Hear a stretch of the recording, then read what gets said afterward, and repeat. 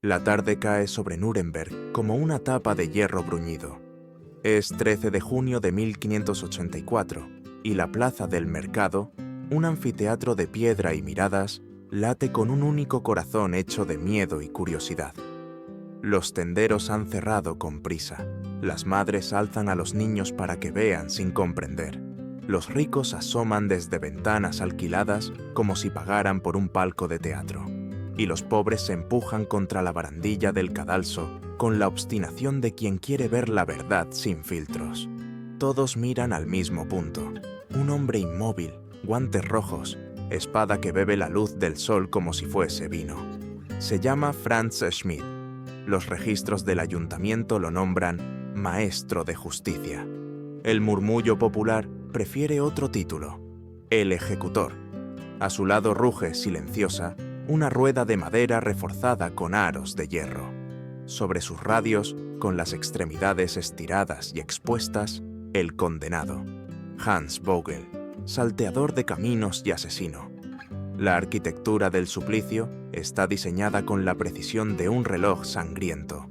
Huecos para que asomen las articulaciones, desnudez donde la ley quiere quebrar, espacio para la oración entre golpe y golpe, porque en Nuremberg el dolor tiene liturgia y el castigo, compás. Aún huele a pan tostado de los puestos cerrados, pero el aire ya es otro. Espeso, expectante, lleno de miradas que no parpadean. Schmidt no corre, no tiembla, no negocia. Ajusta el guante como lo haría un cirujano antes de abrir un cuerpo y levanta la barra de hierro. Es la primera de una secuencia memorizada. Tibia derecha, tibia izquierda, fémur derecho, fémur izquierdo. La multitud exhala a coro cuando el primer impacto suena como una nuez que se quiebra entre dedos. Algunos giran el rostro, la mayoría se inclina un poco más. El ejecutor reposa el hierro sobre el hombro y espera. La espera no es compasión, es obediencia a la coreografía legal.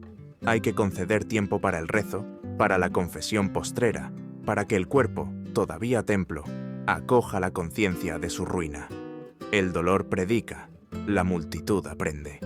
En esa pausa, la mente viaja más rápido que los golpes. ¿Es esto justicia o es teatro? ¿Quién necesita más este espectáculo?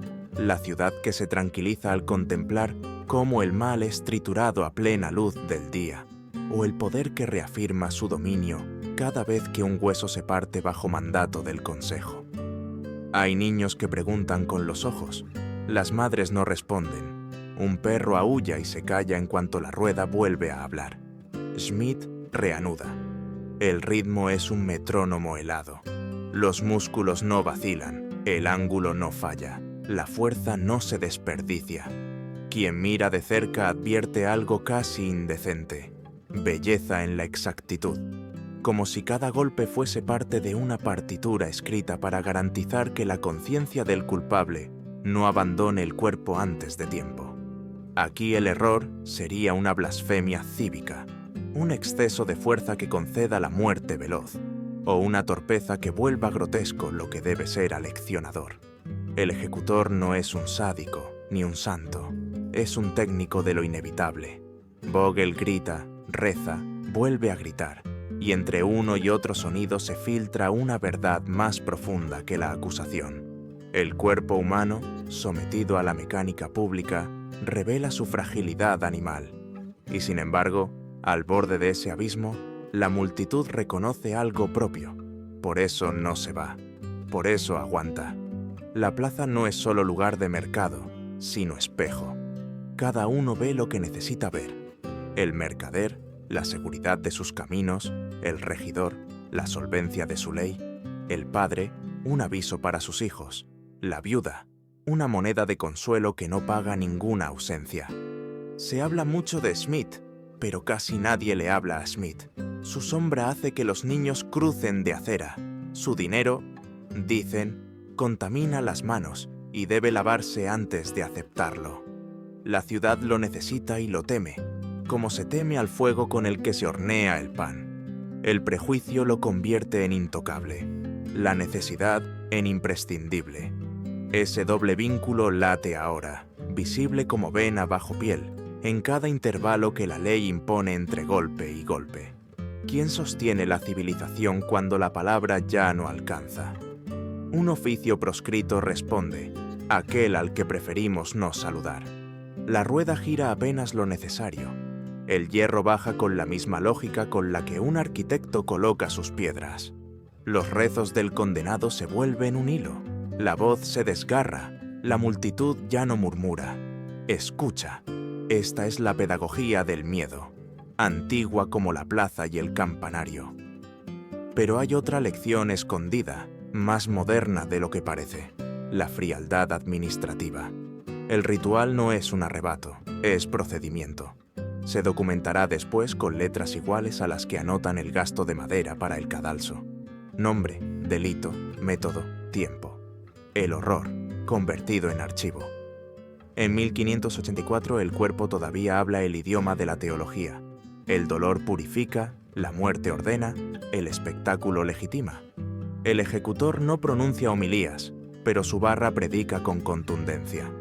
Los ojos quieren creer que asisten al triunfo de la moral.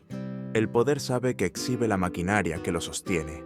Y sin embargo, en el centro de la escena, hay un hombre respirando al compás de su propia técnica. ¿Qué se piensa cuando se sostiene el peso exacto para romper sin matar de inmediato?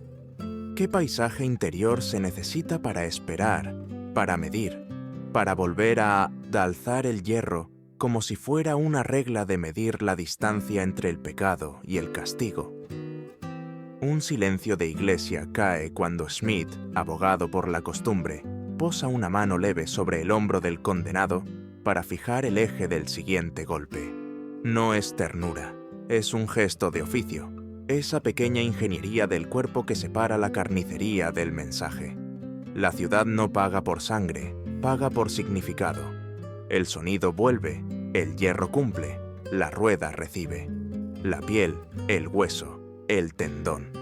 Vocabulario de un alfabeto antiguo que solo los que trabajan con la materia viva saben deletrear. Al final, cuando la secuencia se acerca a su clímax y la multitud ya ha aprendido lo que venía a aprender, el ejecutor decide el momento del golpe de gracia. No antes, para no traicionar el mandato; no después, para no degradar el sentido. Lo llaman misericordia dentro de la crueldad, una concesión última que deja en el aire un interrogante más inquietante que cualquier grito. ¿Dónde termina la justicia y empieza la higiene social? ¿Qué parte del orden se paga con este precio y cuánta de nuestra modernidad sigue exigiendo espectáculos, menos sangrientos, más discretos, para sentir que el mundo no se deshace? La plaza respira otra vez cuando el cuerpo deja de ser sujeto y se convierte en lección. Los niños preguntan menos. Los adultos vuelven a su comercio con el alivio que da haber visto al monstruo bajo control. La rueda se detiene, los guantes rojos se limpian con una tela sin nombre, y Franz Schmidt, tan presente y tan excluido, recoge su instrumento con la calma de quien sabe que mañana, pasado, el mes próximo, lo volverán a llamar. Nadie le agradecerá nada, nadie le invitará a sentarse a su mesa. Pero cuando la noche traiga otra historia de sangre en los caminos, la ciudad pondrá su nombre en un papel y un alguacil tocará su puerta. Hoy, en esta tarde claveteada de ojos, solo ha habido exactitud y memoria. Porque alguien lo escribirá con letra sobria, y ese alguien, el mismo que quebró, será el guardián de la historia que la ciudad necesita olvidar para seguir durmiendo. El hierro ya descansa. La multitud se dispersa. La justicia, dicen, ha sido hecha. Pero bajo las piedras, bajo las actas, bajo las máscaras de la fe y el orden, algo respira distinto. Un diario, una mano estable. Un hombre que no eligió ser lo que es y que, sin embargo, ha convertido su destino en una ciencia. La plaza se vacía. La sombra del ejecutor queda más larga que cualquier sermón. El apellido Schmidt en Nuremberg era más que un nombre, era una sentencia. Heinrich Schmidt, el padre de Franz, no había nacido verdugo.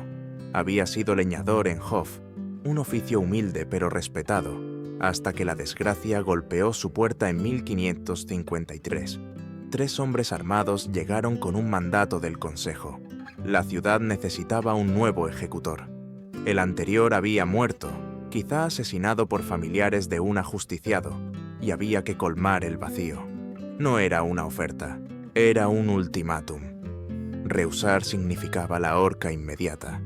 Aceptar era vivir, pero vivir fuera de la humanidad legal.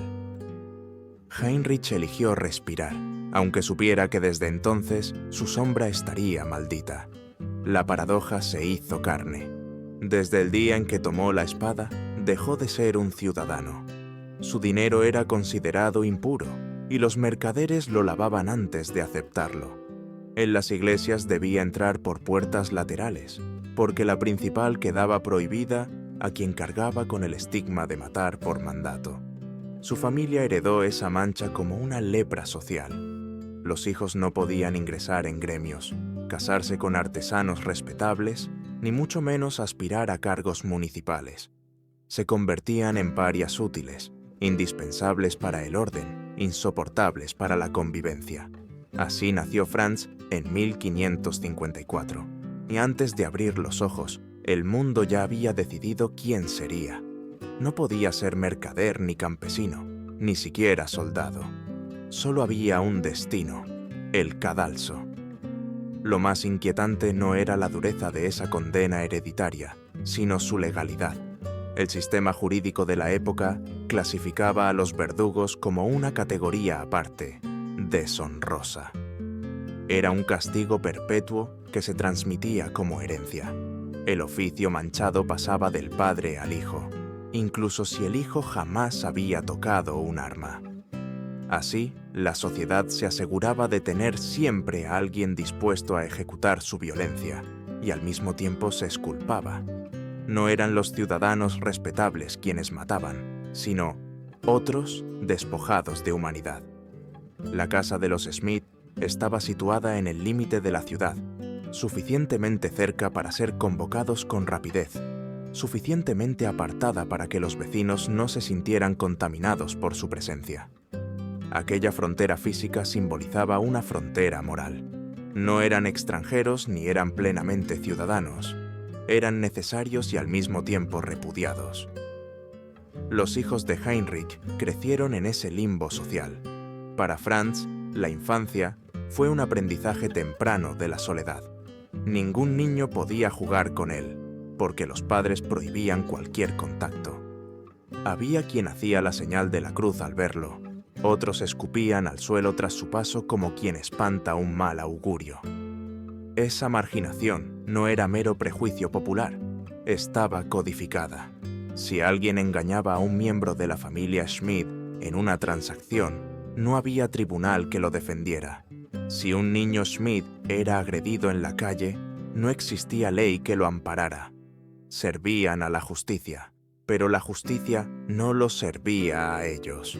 Era un círculo vicioso. Cuanto más cumplían su labor de verdugos, más profundizaban en su condición de intocables. Una condena doble, la de aplicar castigos en nombre de la ley y la de vivir castigados por esa misma sociedad. La psicología moderna hablaría de una disonancia cognitiva estructural. Por un lado, la ciudad proclamaba el orden y la moral cristiana. Por otro, necesitaba mancharse las manos de sangre para sostener ese orden. La solución era proyectar la culpa en una familia, convertirla en chivo expiatorio institucional. De ese modo, cada vez que Heinrich levantaba la espada, la multitud podía decir: «Nosotros no matamos, es el verdugo quien mata». Pero en realidad era la ciudad entera la que empuñaba el acero a través de él. Este mecanismo recuerda a fenómenos contemporáneos. Hoy, muchos países externalizan su violencia en soldados anónimos o en cárceles ocultas a la mirada pública. Los ciudadanos duermen tranquilos porque no ven lo que se hace en su nombre. En el siglo XVI, Nuremberg no podía ocultar la violencia. La hacía espectáculo, pero sí podía ocultar la culpa. Bastaba con cargarla sobre una familia marcada. Así, los Smith se convirtieron en el recordatorio vivo de que la justicia tenía un precio y ese precio era su existencia degradada. Franz absorbió esas lecciones desde niño. Sabía que nunca sería invitado a un banquete, que su dinero sería rechazado en el mercado, que su tumba estaría en un rincón apartado del cementerio. Su destino no dependía de su carácter ni de su esfuerzo, sino de la mancha heredada. Y, sin embargo, ese mismo sistema que lo condenaba también le daba poder. El poder de la espada, del fuego, de la rueda. Un poder terrible que nadie quería reconocer, pero que todos necesitaban. Este era el caldo de cultivo en el que crecería el ejecutor más célebre de Europa. Un niño destinado a ser odiado, que terminaría por transformar esa condena en un instrumento de disciplina social y más tarde en una inesperada vía de redención. La maldición de los Smith no era un secreto, era una institución, y la infancia de Franz no fue más que la incubadora de la leyenda oscura que comenzaba a tomar forma en la Europa de la Reforma, entre guerras de religión, pestes recurrentes y un miedo constante al caos. Si alguien debía sostener el orden, aunque fuese con sangre, ese alguien ya estaba designado. Su nombre era Schmidt. Franz Schmidt llegó al mundo marcado por una herencia de hierro.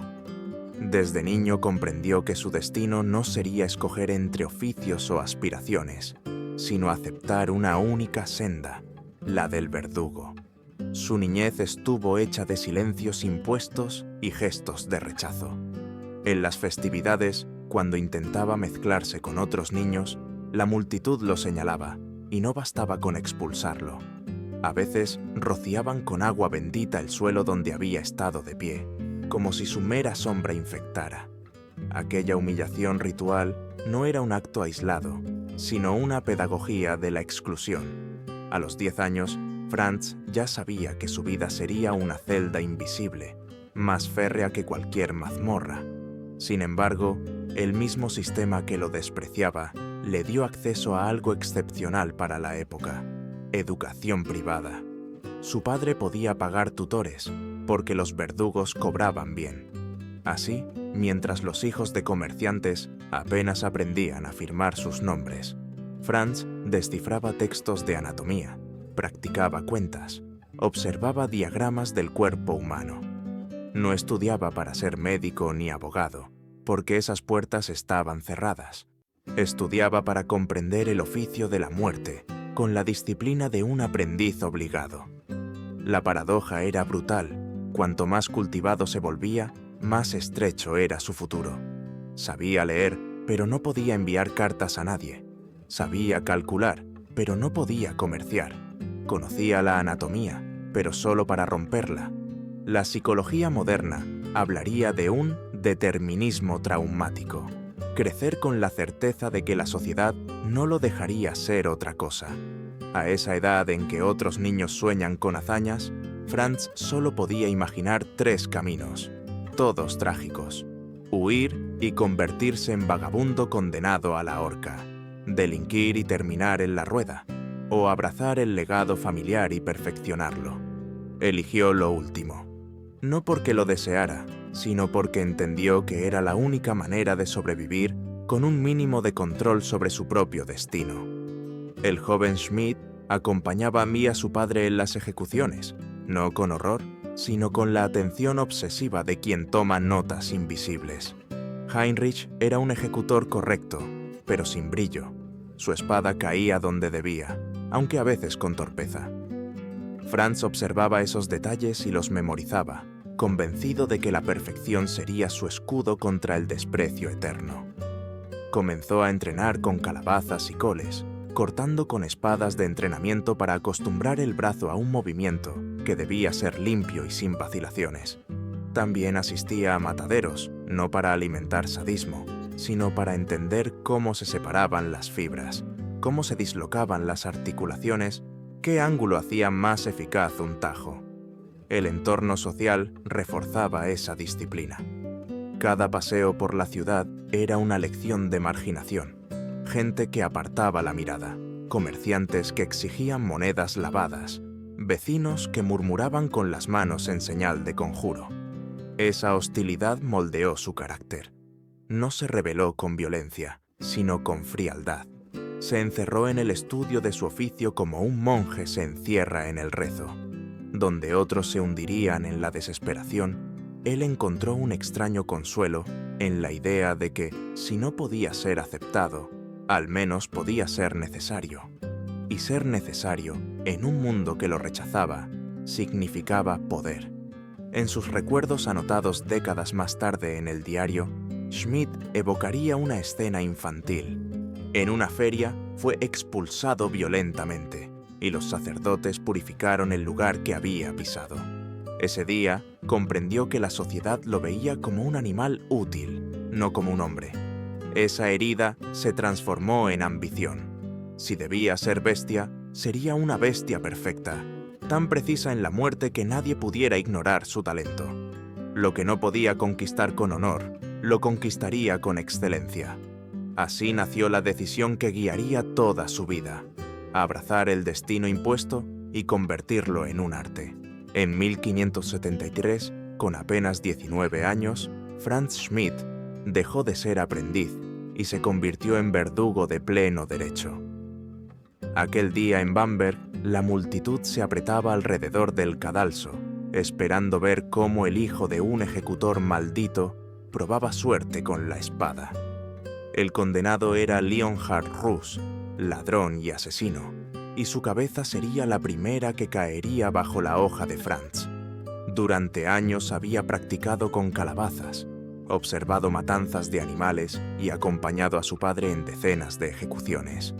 Pero nada de eso era comparable a la vibración del aire cuando miles de ojos clavan su expectativa en un solo gesto. La escena era ritual y fría a la vez. Russ se arrodilló, murmuró sus oraciones y aguardó la palabra final. Schmidt pidió perdón al condenado, como dictaba la costumbre, y recibió la respuesta acostumbrada.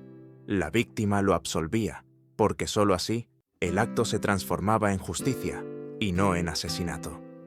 El silencio que siguió era un vacío tenso, un abismo entre la vida y la muerte. Franz ajustó sus pies, levantó la espada en ángulo exacto y dejó caer el acero con un movimiento único y sin temblor. La cabeza rodó con limpieza, el cuerpo se desplomó y el murmullo de la multitud confirmó lo que el muchacho ya sabía. El golpe había sido perfecto. Ese instante selló su destino. No era solo la destreza física lo que lo distinguía, sino la actitud. Donde otros veían una condena, él veía un oficio que podía dominar. Allí donde su padre cumplía sin destacar, Franz proyectaba convertir la ejecución en una ciencia. La precisión lo obsesionaba. El ángulo de la espada, la tensión de los músculos, incluso el momento exacto en que la multitud contenía la respiración antes de que el acero descendiera. Cada detalle podía marcar la diferencia entre un acto digno y un espectáculo grotesco. Con los años, esa obsesión se extendió a todos los instrumentos de la muerte. El verdugo debía dominar la cuerda, el hacha, la rueda y el fuego. Pero Schmidt fue más allá. Estudió anatomía para comprender cómo romper huesos sin provocar un shock inmediato. Leyó tratados médicos y legales. Aprendió latín para consultar textos prohibidos a su clase. Su aprendizaje era más propio de un erudito que de un paria. Y en esa combinación de marginalidad y saber se forjaba algo inquietante. Un hombre condenado a aplicar la violencia con el rigor de un científico. No se trataba solo de técnica. También comprendió que el verdugo debía ser director de escena. Cada ejecución era teatro político, sermón religioso y lección moral. El público esperaba espectáculo, pero también precisión. Si el tajo fallaba, la multitud se volvía hostil. Las autoridades quedaban en ridículo y el verdugo arriesgaba su vida. Schmidt aprendió a leer las reacciones del gentío, a dosificar las pausas, a decidir cuándo prolongar la agonía para satisfacer al consejo y cuándo conceder la gracia de una muerte rápida. Su diario reflejaría esa lógica.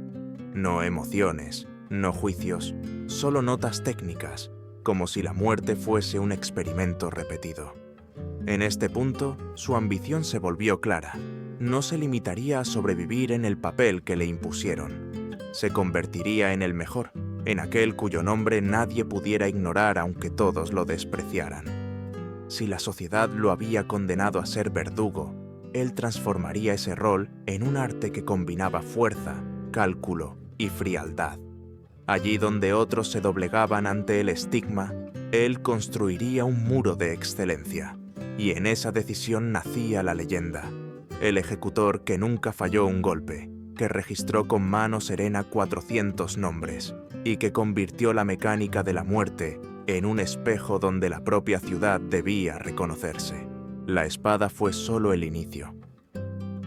Con el tiempo, Franz Schmidt dominó todos los lenguajes de la muerte que la justicia de su época exigía. Si el acero representaba la dignidad reservada a nobles y burgueses, la cuerda era el destino de ladrones y vagabundos, mientras que la rueda era el castigo supremo para los crímenes considerados más atroces. Cada instrumento no era un simple medio, sino un símbolo que hablaba directamente al imaginario colectivo. En manos de Schmidt, aquellos objetos se convirtieron en herramientas afinadas, como los instrumentos de un músico macabro. El ahorcamiento, aparentemente sencillo, escondía complejidades. El nudo, la longitud de la cuerda, el peso del condenado, todo determinaba si la muerte sería instantánea o si se prolongaría en una agonía asfixiante. Schmidt estudiaba los cuerpos con frialdad clínica, ajustando cada detalle para que la ejecución no se convirtiera en un escándalo. Sabía que un error podía decapitar al reo por accidente o dejarlo convulsionando interminablemente, provocando el desprecio de la multitud. Sus cálculos matemáticos y su ojo anatómico lo transformaban en un ingeniero de la horca. El caso de la rueda exigía otro tipo de arte. No bastaba con quebrar huesos al azar. La ley dictaba una secuencia precisa que mantenía al condenado consciente el mayor tiempo posible. Tibias primero, fémures después, brazos a continuación. El objetivo era extender el sufrimiento sin otorgar una muerte inmediata. Schmidt aprendió a medir la fuerza de cada golpe para romper sin matar, a dosificar el dolor como un alquimista dosifica venenos. Era una coreografía cruel, donde cada intervalo de silencio permitía al reo rezar, confesar y, sobre todo, convertirse en sermón viviente para la multitud. No era la crueldad personal lo que guiaba su brazo, sino la necesidad de obedecer a un sistema que veía en el dolor un instrumento pedagógico. El fuego, reservado para los casos de herejía, brujería o envenenamiento, añadía otra dimensión, la teatral. Las hogueras encendidas en plazas abarrotadas eran tanto un acto de purificación espiritual como un festival de horror. Schmidt diseñaba las piras con conocimiento técnico, madera seca para el encendido rápido, leños verdes para prolongar el humo y la combustión. En ocasiones estrangulaba discretamente al condenado antes de que las llamas devoraran su cuerpo, una forma de misericordia oculta que la ley no proclamaba, pero que él practicaba cuando podía. Ese secreto, nunca confesado abiertamente, se filtraba entre las líneas de su diario en la frialdad de frases que callaban más de lo que decían. Cada método era un idioma. La espada comunicaba honor, la cuerda, desprecio, la rueda, terror, el fuego, purificación. Schmidt entendió que no ejecutaba personas, sino mensajes. Su labor era mantener la gramática de la violencia que sostenía a la ciudad. La ejecución no era mero castigo, era propaganda, liturgia y espectáculo. Cada golpe, cada nudo, cada chispa de hoguera se inscribía en la memoria colectiva como advertencia. Y en medio de ese teatro macabro, él se convirtió en maestro de ceremonias, un director que afinaba hasta el último detalle para que el público recibiera la lección que el consejo deseaba transmitir. Pero no todo era obediencia. Su obsesión por la perfección también era una forma de rebelión silenciosa contra el estigma que lo perseguía. Si la sociedad lo condenaba a ser monstruo, él sería un monstruo impecable, tan exacto en su brutalidad que incluso sus enemigos debían reconocer su talento. En ese contraste radicaba la paradoja de su vida: despreciado como paria, indispensable como símbolo, odiado como hombre, respetado como instrumento. Y mientras los huesos crujían bajo su maza o las llamas devoraban cuerpos en la plaza, Franz Schmidt no solo cumplía órdenes, forjaba una leyenda que siglos después seguiría obsesionando a quienes buscan comprender cómo una sociedad convierte el dolor en espectáculo y a un hombre en su instrumento más temido. Si la espada y la rueda representaban la justicia común, el fuego y el agua eran las herramientas reservadas para castigar sobre todo a las mujeres. La ley de Nuremberg tenía un rostro especialmente cruel cuando se trataba de delitos femeninos. La infanticida, la adúltera, la bruja. Todas recibían penas diseñadas no solo para matar, sino para humillar y marcar con fuego o agua la frontera de lo permitido. Franz Schmidt fue testigo y verdugo de esa violencia específica, y su diario, aunque lacónico, deja entrever la carga de horror que llevaba consigo. El infanticidio era el crimen más frecuente entre las mujeres ejecutadas. Criadas embarazadas en secreto, jóvenes seducidas o violentadas por sus amos, madres desesperadas por la miseria.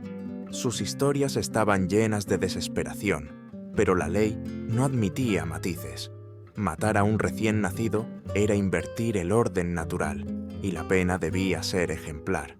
A menudo, la condenada era cosida dentro de un saco junto a un perro, un gallo y una serpiente, y arrojada al río. El simbolismo era brutal. El perro representaba la desvergüenza, el gallo lo antinatural, la serpiente el mal absoluto. Schmidt supervisaba la atadura de los nudos, vigilando que no fueran demasiado flojos para que la mujer no escapara, ni demasiado apretados para que no muriera asfixiada antes de llegar al agua. La multitud observaba con una mezcla de repulsión y fascinación, mientras los gritos se apagaban bajo el cauce del Pegnitz. En su diario, Schmidt se limitaba a escribir: cosida en saco con animales, hundida de inmediato, cuerpo recuperado 3 días después. Pero los testigos hablaban de chillidos, de golpes desesperados contra la tela, de burbujas ascendiendo lentamente. El fuego estaba reservado a las acusadas de brujería y a las envenenadoras. Allí el castigo se transformaba en espectáculo total. Las hogueras ardían en plazas abarrotadas desde el amanecer. Los niños se subían a los hombros de sus padres. Los vendedores ofrecían amuletos para protegerse del mal. Schmidt preparaba la pira con método. Leña seca para las primeras llamas, troncos verdes para prolongar el humo y asfixiar antes de que el fuego consumiera. En ocasiones, aplicaba una estrangulación rápida al cuello de la condenada justo antes de que el fuego la envolviera, una misericordia clandestina que la ley permitía bajo secreto. Su pluma apenas lo insinúa con frases como «estrangulada antes de las llamas», según lo dispuesto. Pero los que miraban de cerca sabían que aquella cuerda breve evitaba que el grito se prolongara durante horas. Las adúlteras sufrían otra forma de violencia ritual, el paseo infamante. Eran conducidas por las calles con el cabello rapado, carteles describiendo su delito colgados del cuello, y a veces azotadas en cada cruce, mientras la multitud escupía e insultaba. Solo después de esta degradación pública, eran conducidas al cadalso para la decapitación o la hoguera. Schmidt ejecutaba esas órdenes con la misma frialdad con que blandía la espada. No añadía crueldad, pero tampoco podía restarla. Y sin embargo, en su diario se advierte un matiz. Cuando se trataba de mujeres, anotaba detalles de su edad, su condición, incluso las circunstancias que las habían llevado al crimen. Bárbara, 20 años, criada, embarazada por hijo del amo, ahogó al recién nacido. O Margarete, viuda, 6 hijos, sin sustento tras la peste. Notas que no agregaba en los casos de hombres, como si su conciencia hubiera percibido en aquellas muertes una injusticia más profunda. La sociedad quería escarmentar a las mujeres no solo como criminales, sino como símbolos. Una mujer ardiendo en la hoguera era una advertencia para todas. No traspasar los límites, no desafiar el orden, no reclamar poder. Cada ejecución femenina funcionaba como un mensaje dirigido al cuerpo colectivo de las demás. Schmidt, aunque callado, dejó constancia de ese sesgo estructural. Sus apuntes son la huella más inquietante de cómo la violencia se ejercía no solo sobre individuos, sino sobre un género entero. En estos suplicios, la justicia se volvía espectáculo doble, castigo y lección. Las mujeres del público miraban con horror y aprendían en silencio el precio de la transgresión. Y los hombres, que veían confirmada su supremacía, participaban de un ritual de poder.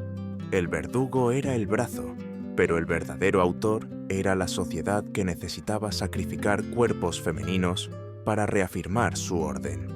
La rueda, la hoguera, el río, todos eran escenarios donde la fragilidad de una mujer servía como pilar del miedo colectivo.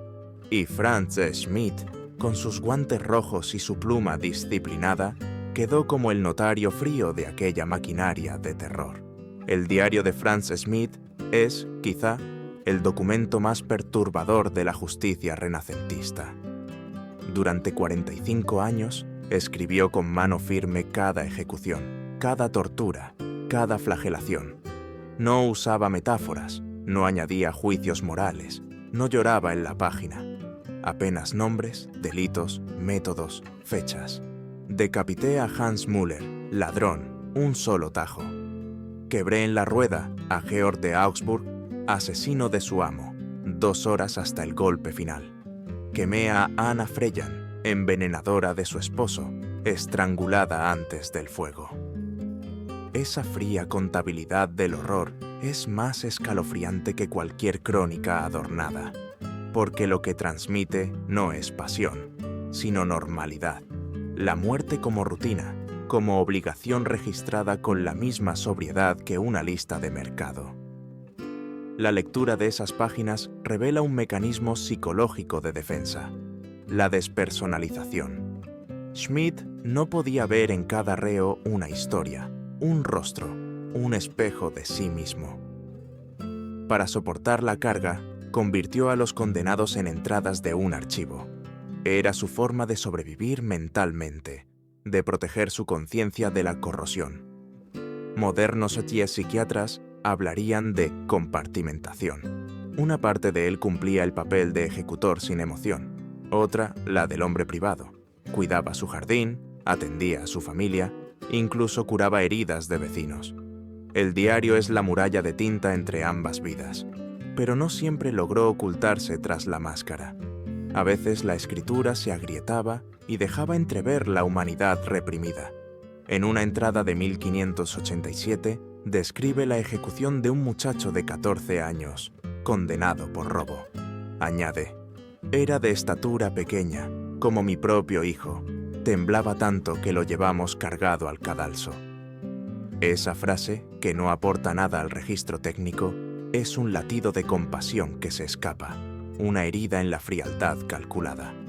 En otro caso, tras romper en la rueda a un hombre que insistía en su inocencia, anotó: «Murió proclamando no haber cometido el crimen. El pueblo guardó silencio». Breves palabras que insinúan una duda peligrosa, que la justicia podía equivocarse, que su brazo podía estar matando a un inocente. El contraste entre la rutina escrita y las grietas emocionales genera una atmósfera inquietante. Cada página está manchada de un silencio mayor que el que describen las palabras. Porque lo que falta, los gritos, las súplicas, las miradas de pánico, queda en la penumbra, y el lector moderno debe imaginarlos. Esa economía narrativa multiplica el espanto. El verdugo se comporta como un contable, y la banalidad es más aterradora que la crueldad explícita. Hannah Arendt hablaría siglos después de la banalidad del mal. Schmidt la anticipó con su pluma sin quererlo. El diario no era solo un registro personal, cumplía funciones oficiales, servía como prueba ante el Consejo, como constancia legal de que las sentencias se habían ejecutado conforme a la ordenanza. El manuscrito se convirtió en un archivo del poder, un espejo que el Estado podía mostrar al emperador como evidencia de su disciplina. Así, Schmidt no era solo verdugo, era escriba de la violencia, burócrata del dolor, notario de la pedagogía del miedo. Cada firma era un ladrillo en la muralla de autoridad que protegía a Nuremberg de la anarquía y la herejía. Sin embargo, hay algo aún más perturbador en su escritura: la convivencia entre lo extraordinario y lo banal. En los márgenes de algunas páginas, Schmidt anotó compras de hortalizas, reparaciones en su casa, recetas de ungüentos. Entre una decapitación y un quebrantamiento en la rueda, se lee: arreglé el techo, planté cebollas. Esa yuxtaposición entre lo doméstico y lo macabro revela cómo la violencia podía naturalizarse hasta fundirse con la vida cotidiana. Para él, matar y sembrar no estaban en planos distintos. Ambos eran deberes de su jornada. Esa normalización es quizás la enseñanza más oscura de su legado. Cuando la violencia se institucionaliza, deja de parecer excepcional y se convierte en parte del día a día. Cada vez que Schmidt cerraba una ejecución con un punto final, añadía un grano más a esa montaña de silencio. No lloraba, no se justificaba, no se absolvía, solo registraba. Pero en esa aparente neutralidad hay un eco que resuena siglos después: la conciencia de que una sociedad puede crear monstruos no por exceso de crueldad, sino por exceso de rutina. El verdugo no necesitaba odiar ni gozar, bastaba con cumplir. Y al cumplir, escribía. Y al escribir, nos dejó la prueba más inquietante de todas: que la violencia, cuando se vuelve procedimiento, puede ser más terrible que el odio mismo. Nuremberg, del siglo XVI, no era solo una ciudad, era un escenario donde la política, la religión y el comercio se entretejían con la sangre. La ejecución pública no era un acto aislado, era el corazón del teatro estatal. Cada cadalso, levantado en la plaza del mercado, no solo servía para castigar a un criminal, sino para exhibir el poder del Consejo Municipal frente a su pueblo y frente al imperio. El verdugo, aunque repudiado, era el director invisible de esa representación. Franz Schmidt lo sabía mejor que nadie. Sin precisión, la función podía degenerar en caos. Con perfección, se convertía en propaganda. Los concejales invertían dinero y logística en cada ejecución. Se construían escenarios sólidos, capaces de soportar no solo el peso de los instrumentos, sino también el empuje de una multitud sedienta de justicia y espectáculo. Guardias se desplegaban para contener disturbios, predicadores preparaban sermones para acompañar el acto, e incluso se programaban ejecuciones en días de mercado para asegurar asistencia masiva. No se trataba únicamente de matar al culpable, sino de enseñar a los vivos. El crimen se castigaba con sangre, la comunidad se educaba con miedo. La ubicación del cadalso no era casual. Los ladrones eran ahorcados cerca de las puertas de la ciudad, recordando a los visitantes que Nuremberg no toleraba la traición. Los blasfemos morían frente a las iglesias, como sacrificios de expiación ante Dios. Los asesinos de mercaderes eran ajusticiados en las plazas comerciales para que los gremios vieran garantizada la seguridad de sus rutas. Todo estaba diseñado para que la muerte no fuera un hecho privado, sino un signo público incrustado en la geografía urbana. La justicia viajaba en las calles como un estandarte invisible. La dimensión religiosa era inseparable de este ritual. En una ciudad dividida entre católicos y protestantes, la ejecución se convertía también en campo de batalla teológico. Cada confesión intentaba monopolizar las últimas palabras de los condenados, convencidos de que la salvación del alma podía inclinarse hacia uno u otro lado. Los sacerdotes bendecían los cadalsos, transformando la madera en altar, donde se manifestaba la voluntad divina. En esas tensiones, Smith se mantenía neutral, un brazo sin credo visible, pero obligado a garantizar que la escena se cumpliera sin disturbios. Para él, la teología era menos importante que la exactitud del golpe, pero para el pueblo, cada ejecución era también una prueba de qué fe dominaba en la ciudad. El público era parte esencial de la maquinaria. No acudía solo por curiosidad mórbida, sino porque se entendía que el orden debía ser visto para ser creído. Los niños escuchaban advertencias en los gritos de los condenados. Los adultos reforzaban su confianza en la ley. Los poderosos veían confirmada su autoridad. Pero también había un componente oscuro. La multitud buscaba catarsis, el alivio de sus frustraciones en la visión del sufrimiento ajeno. Smith aprendió a leer esas emociones colectivas. Sabía cuándo prolongar la agonía para satisfacer el ansia de castigo y cuándo acelerar para evitar motines. Era un coreógrafo de la violencia, capaz de manejar los tiempos como un actor principal que domina la respiración de su audiencia. La economía también se beneficiaba del espectáculo.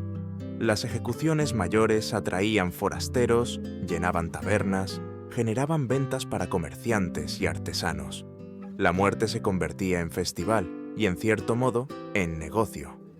Un verdugo competente garantizaba que la ciudad no solo impusiera respeto, sino que también recaudara ingresos. Smith, al perfeccionar su técnica, no solo defendía la reputación del consejo, protegía también los bolsillos de quienes vivían del eco de esos suplicios. Pero detrás de esa maquinaria había una paradoja. La misma sociedad que no toleraba su presencia fuera del cadalso dependía de él para funcionar. Los concejales que jamás lo invitarían a su mesa se reunían con él en secreto para planificar la coreografía de la justicia. Los comerciantes que rechazaban sus monedas lucraban con las multitudes que atraía. Los clérigos que evitaban su mirada predicaban sobre los cuerpos que él reducía a ejemplo. Smith era el engranaje maldito que sostenía el reloj social, y su diario, al registrar con precisión cada acto, desnuda esa hipocresía.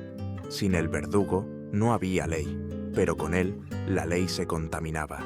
Así, cada ejecución era un espejo. El pueblo veía al criminal morir, pero lo que en realidad contemplaba era su propia sumisión a la autoridad. El verdugo no era solo un hombre con espada y maza, era la encarnación del pacto social en su forma más brutal. Nuremberg, orgullosa de su autonomía imperial, necesitaba demostrar que podía mantener el orden sin la ayuda de nobles externos. Y para ello, un hombre manchado debía hacer el trabajo que nadie quería reconocer como propio. Franz Smith era ese hombre, un paria convertido en columna invisible del poder. Tras más de 4 décadas en el cadalso, Franz Smith se retiró en 1617. Había ejecutado a 394 personas y torturado o castigado públicamente a más de 1 millar. Para cualquier otro, esa cifra sería la lápida de una vida maldita. Para Smith, fue el puente hacia una sorprendente metamorfosis. El mismo hombre que había quebrado huesos y encendido hogueras, abrió una consulta médica en Nuremberg. De verdugo a curandero, de destructor de cuerpos a sanador de heridas. La paradoja se volvió carne en sus manos. No era un salto al vacío. Durante años había estudiado anatomía y practicado procedimientos médicos en secreto. Su conocimiento del cuerpo humano no provenía de libros solamente, sino de la experiencia directa con huesos, tendones y articulaciones. Sabía dónde golpear para romper sin matar.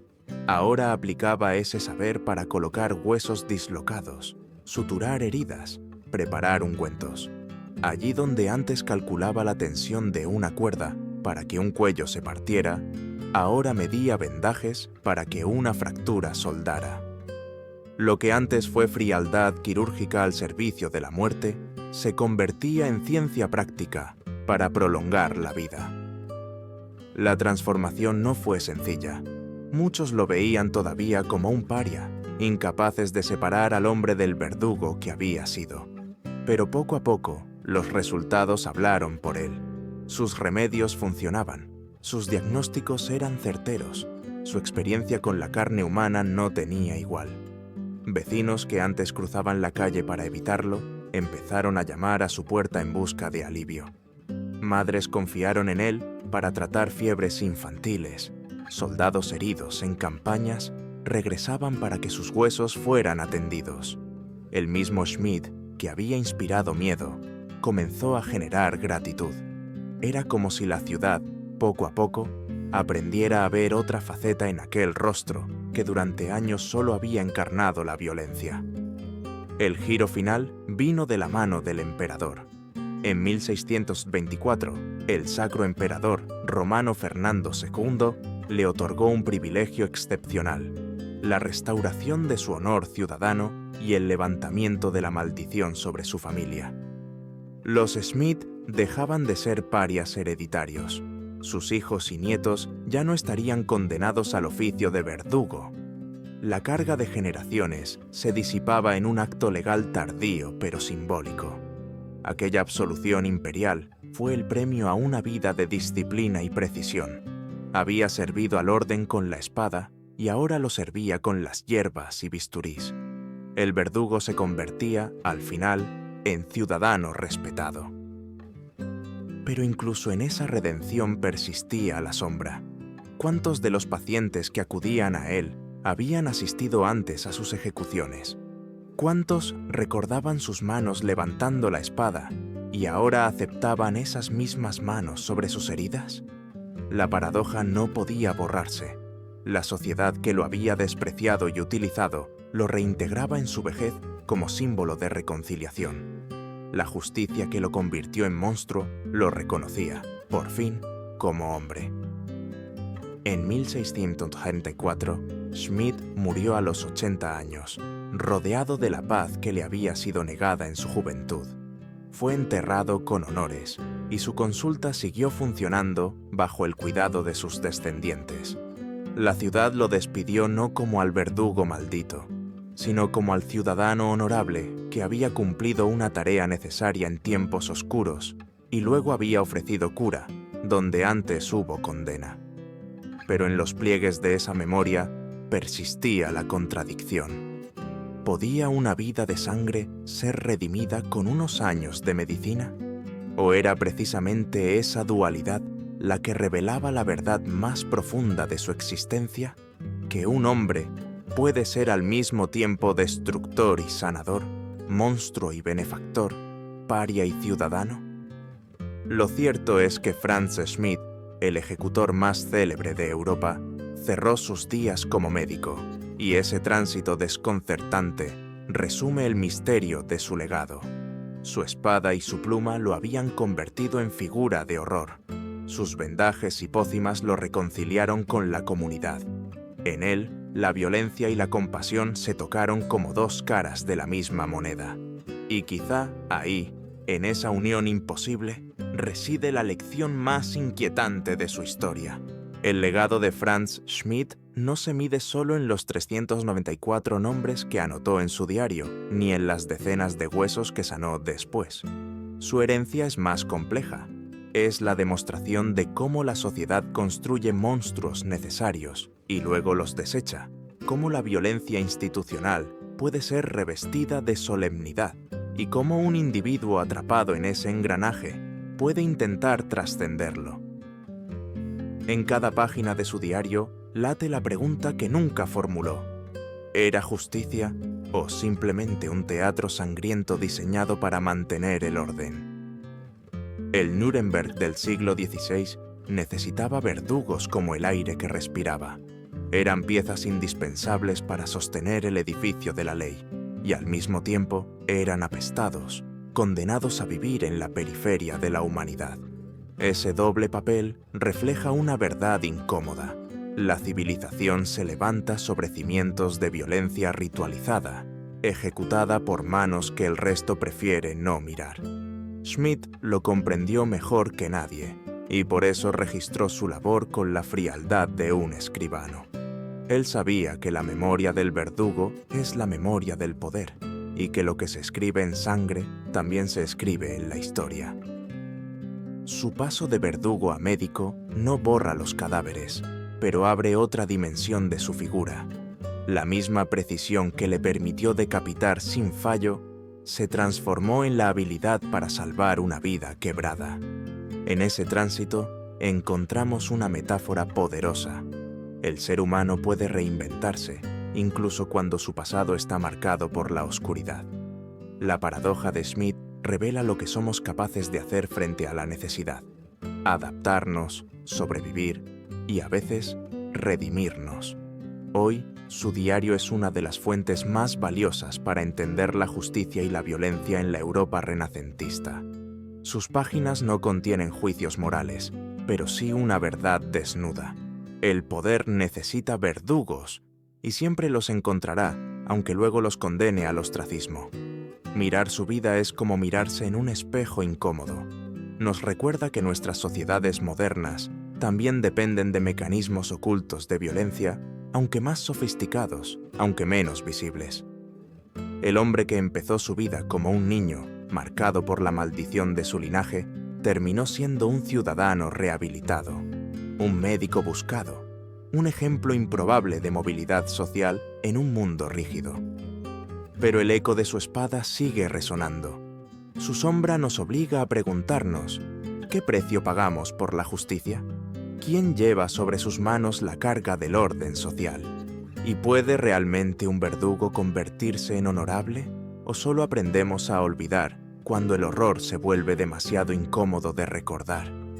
Franz Schmidt, el verdugo de Nuremberg, murió en paz, pero su memoria permanece inquieta, como una cicatriz en la conciencia de Europa. Su vida nos confronta con lo que preferimos no mirar: que la justicia puede ser crueldad vestida de ley, que la compasión puede nacer del mismo cuerpo que infligió dolor, y que los límites entre verdugo y médico, entre monstruo y hombre, son más frágiles de lo que queremos aceptar. Volver a la figura de Franz Schmidt es volver a un espejo oscuro, donde se refleja lo más contradictorio de la condición humana. En su vida se cruzan el acero y la compasión, la sangre y la cura, la exclusión y el honor. Durante 45 años fue el brazo de la justicia, el símbolo vivo de un sistema que necesitaba matar para demostrar su fuerza. Y durante los 17 años posteriores se convirtió en sanador, transformando la misma pericia que antes destruía en la capacidad de recomponer lo roto.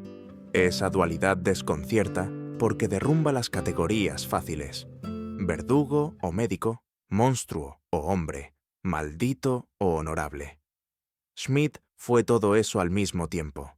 Su diario sigue hablándonos con una voz que hiela la sangre. Registros fríos, casi burocráticos, que reducen vidas a líneas de tinta. Pero detrás de esa frialdad late la tragedia de un hombre que nunca pudo escapar de su destino y que, sin embargo, supo dominarlo. En su trayectoria se revela la paradoja eterna. La sociedad necesita violencia, pero la disfraza de justicia. Necesita verdugos, pero los repudia. Necesita orden, pero lo construye sobre la ruina de cuerpos y almas. El legado de Schmidt nos obliga a preguntar: ¿qué significa realmente la justicia? ¿Hasta qué punto estamos dispuestos a aceptar la violencia cuando es legal? Cuando se viste de ceremonia, cuando se convierte en espectáculo. Y, lo más perturbador, ¿acaso no seguimos hoy, de formas más sofisticadas, repitiendo esos mismos rituales de exclusión, castigo y redención? La historia de Franz Schmidt no es solo la de un hombre, sino la de una sociedad que necesitaba mirar a la muerte de frente para recordar quién mandaba. Quizá por eso su sombra sigue entre nosotros, como advertencia y como enigma. El verdugo de Nuremberg murió hace siglos, pero su vida nos sigue hablando de lo que somos y de lo que podemos llegar a ser cuando la necesidad y el poder dictan su sentencia.